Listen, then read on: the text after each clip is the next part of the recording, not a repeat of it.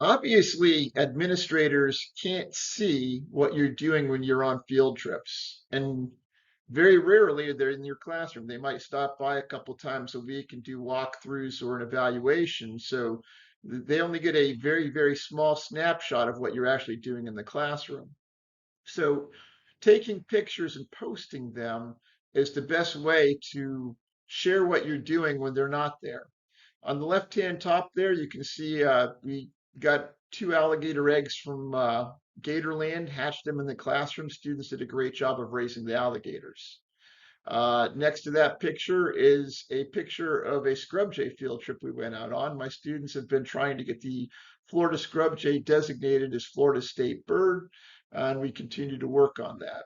Next to that, you can see some students. We were the first school in Florida, second in the nation, to implement a CERT program, a community emergency response team training program, where the students actually got, I think it was about 14 contact hours and all sorts of different training for natural disasters. In this particular shot, you can see a couple students getting ready to put a fire out.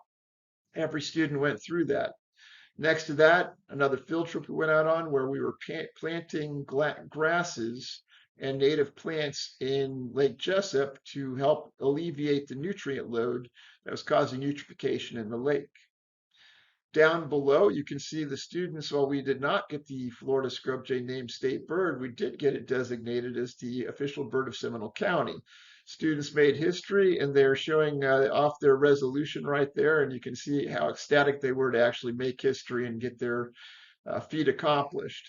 And then over to the right of that, you can see Dr. Jane Goodall meeting with a couple of my students for an awards ceremony we went to, and they were covering some of the objectives that they thought they could work on.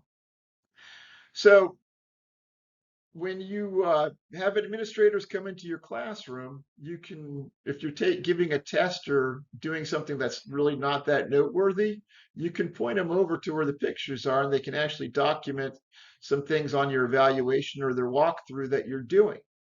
It's also a great way for parents when they come into your classroom to see what the class is about, and students when they begin the school year can get an idea of what you do in there.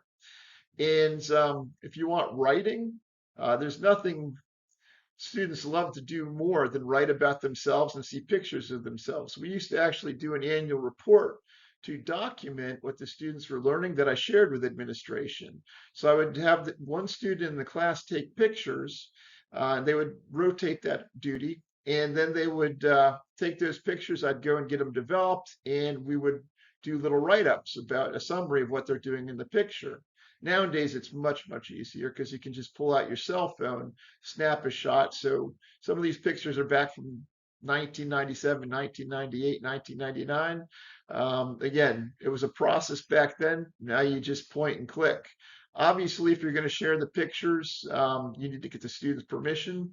The one with the bird on Navia's head there actually went nationwide. Newsella picked it up, and so it hit several different publications, and her picture was distributed across the nation.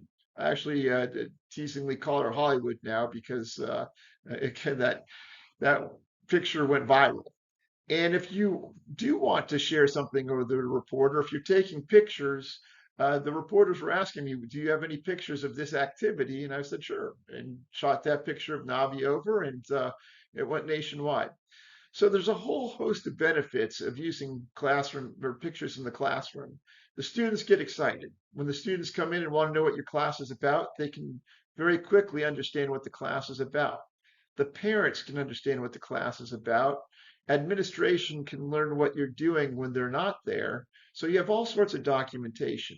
And that's how initially this whole thing came to be because I got when I built the program at Winter Springs High School, I was hired to build that program in 1997.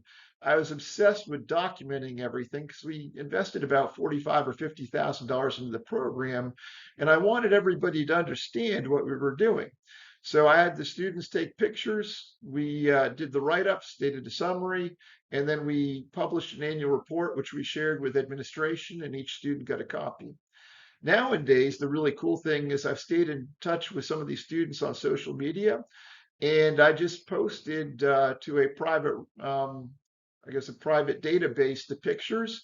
So all of the students who were in that class can go and revisit their high school years. So a lot of really, really cool things come of it. So if you get the opportunity, take pictures of the cool stuff you're doing in the classroom, post it up on the walls so everyone can see what you're doing. Have fun.